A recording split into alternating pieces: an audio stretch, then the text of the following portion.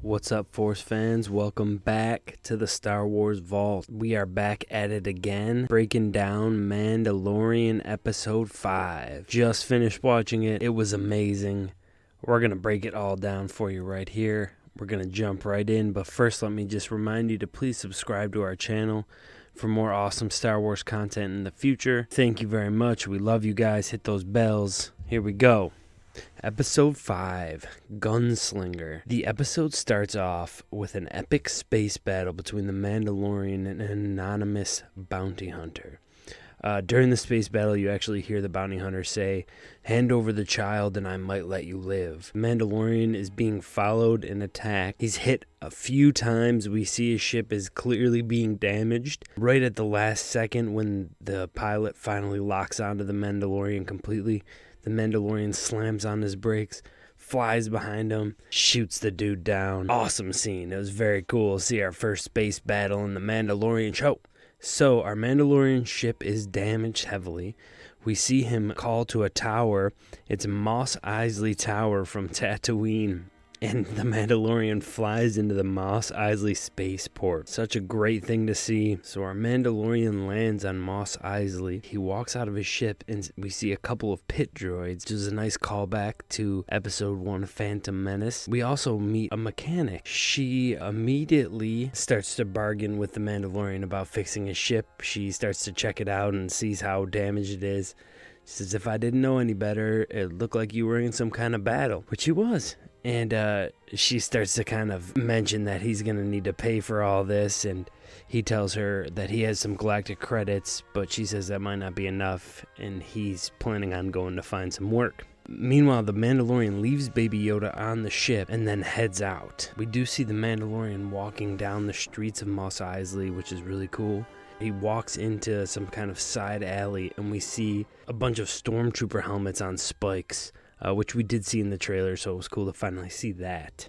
Next, we see the mechanic playing sabacc with the pit droids. When we hear some kind of crazy noise coming from the ship, it scares the mechanic, but then all of a sudden we see Baby Yoda yawning and coming down, strolling off the ship, and the mechanic picks him up and was like, what's up with you, little guy?" She sends a pit droid to go and get food for him, and she says she's gonna watch him and then charge the Mandalorian extra. So we cut back to the Mandalorian, and he walks into a cantina, which I believe is the cantina from A New Hope. It looks exactly the same. He goes up to the bartender and asks if there's any work around. He explains that there's no Mercenaries Guild out this far, and the Mandalorian says, "I'm not looking for Mercenary Guild work." Turns around, and there's a gentleman sitting at a table who basically calls over to him, and he's sitting in the exact same table that Han and Greedo were sitting in A New Hope, which was really cool. The kid explains that his name is Toro Calican. He's a mercenary from the Bounty Hunter Guild, and he shows a puck to the Mandalorian. This puck has a female on there by the name of Fennec Shan. Toro explains that he has her as a bounty, and he's on his way to go get her. And the Mandalorian looks at him and says, "How long have you been in the guild?" Toro says, "Long enough." And the Mandalorian says, "Obviously not, because if you were, then you would know that Fennec Shand is an elite mercenary who had worked for people like the Hutts and was like a super awesome killer. And that if he was to go and find her by himself, he would immediately die." So Toro offers to give the Mandalorian all of the money for the job in exchange for the help, because this is the job that actually would get Toro Calican into the guild, because he's not actually a member yet. The Mandalorian agrees and tells him to meet him at the space dock in 30 minutes with 2 speeder bikes. The next scene, we see the Mandalorian going back to his ship, where he finds Baby Yoda is missing. He freaks out, and he goes on and he finds the mechanic and Baby Yoda taking a nap together, and he scares them. He then grabs his stuff, thanks the mechanic for her help, and we see him walk outside where Toro is waiting for him with 2 speeder bikes. The Mandalorian looks over the speeder bikes, and Toro looks at him and says, "What did you expect? This isn't Corellia," which was a nice little throwback to, Corellia, Han Solo's home planet. Boom. Toro also does see Baby Yoda for the first time in this instant. He does kind of give him like a goofy little look, like, who the heck is this? The next scene, we see Toro and the Mandalorian speeding across the desert. They stop, and Toro says, "Why are we stopping?" And the Mandalorian points ahead and says, look down there. You see Toro look through his binocs. He sees 2 Tusken Raiders with banthas. And then all of a sudden, right behind them appeared 2 Tusken Raiders, which was awesome. It was definitely cool to see Tusken Raiders again. And it was also awesome because the Mandalorian in this, he walks over and starts like signing at the Tusken Raiders, like doing some sign language. And basically he trades the binocs, the brand new binocs of Toro, for passage across the Tusken Raiders' land. Toro and the Mandalorian get back on their speeders and continue on their journey. The next time they stop, though, they see a dewback, and the rider is down. It looks like someone fallen off the dewback and is laying on the ground. The Mandalorian approaches it slowly, and he sees that it's another bounty hunter with a fob. As soon as he realizes this, you see a sniper bolt come right at him. Boom, he gets attacked. He runs back and hides back behind like a dune that they're hiding behind, and they decide that they're going to wait out, that this was obviously Fennec, and that they're going to wait till nightfall to try and make their move on her. In this moment, the Mando also explains how Fennec has the high ground and it would be a bad time to attack her, which was in a reference to Revenge of the Sith.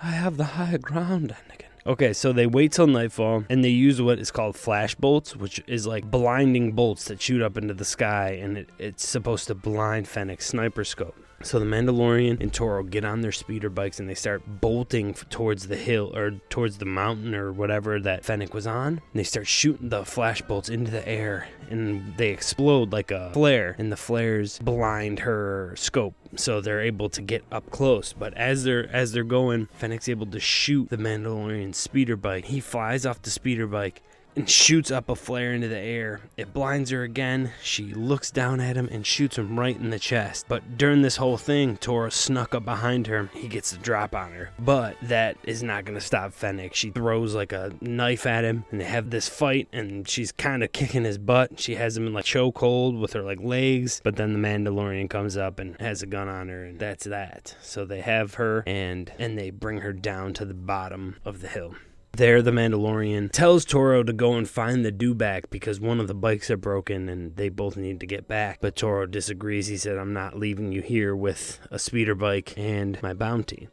So the Mandalorian agrees to go for the dewback himself. While he's doing this clearly takes him some time. The sun comes up. Obviously been a few hours, and now we see Fennec is trying to get into Toro's head a little bit. She starts explaining to him that a Mandalorian betrayed the guild on Navarro, and that even his armor is worth more than the bounty on her head is altogether. She also explains that whoever this Mandalorian was that did this also had a baby. Immediately you see a bolt, like a light bulb, go off in Toro's head because he remembers seeing the baby with the Mandalorian, and he realizes this is the Mandalorian that betrayed the guild and would bring him a lot of reputation. Definitely get him into the guild if he was able to take back Baby Yoda and kill or capture the Mandalorian. So it looks like Toro's going to walk up over to Fennec and release her, but instead he shoots her right in the gut. This is yet another example of the Mandalorian kind of fooling us. I kind of thought Fennec was going to be an important character, and she did. So the Mandalorian rolls up on the dewback. Fennec's body is just laying there, and there's no speeder, there's no Toro. So he heads back to the dock. By the time he gets there, it's already nighttime, and he sees the speeder bike of Toro sitting outside the dock. He immediately pulls his blaster and walks inside. Toro is holding Baby Yoda and the mechanic hostage. He comes off the ship, and he tells the mechanic, go and cuff the Mandalorian. He has Baby Yoda in his hand, he has a blaster. She walks up behind him, and you see when his hand's behind his head, you see that he's holding the flash bolt again. And she whispers in, like, to the back of his head, you're smarter than you look. Toro pulls his blaster up, and he aims at Mandalorian. Then all of a sudden, the Mandalorian shoots the flash bolt. This blinds Toro for a second. The Mandalorian runs and steps to the side of Toro, shoots him. Toro goes down, and the Mandalorian walks over to Toro. The mechanic runs to find Baby Yoda hiding. He's safe. He's hiding behind a little barrel. He got a little scared. After that scene, the Mandalorian pays the mechanic and thanking her. It was like a nice little moment between them two.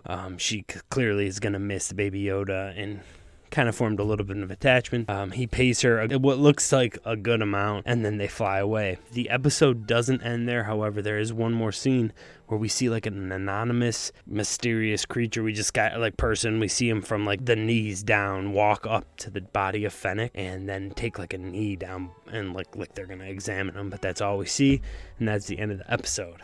So crazy episode. I'm loving the show. I just wish they were longer. Tell me what you guys think. I hope you enjoyed this breakdown, and I hope that you guys love this episode and love the show as much as I do. Thank you guys again for watching. Please make sure to like, comment, subscribe to the channel. We love you all. May the force be with you always.